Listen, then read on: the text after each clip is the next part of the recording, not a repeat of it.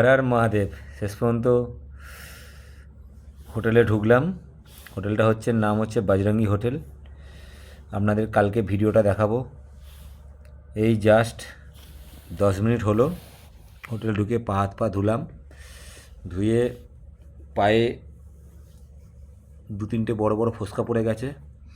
ফোস্কায় মলম দেবো, মলম দিয়ে বিশ্রাম করব। কালকে সকালে আবার হাঁটতে হবে, প্রায় 30-35 কিলোমিটারের মতন। এটুকুনি। তারপর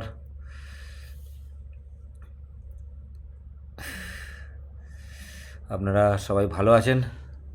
আজকে প্রায় রাস্তা প্রায় হলো 48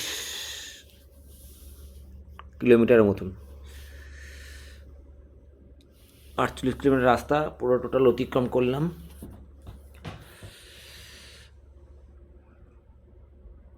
কালকে আবার কতটা দিতে পারি দেখি।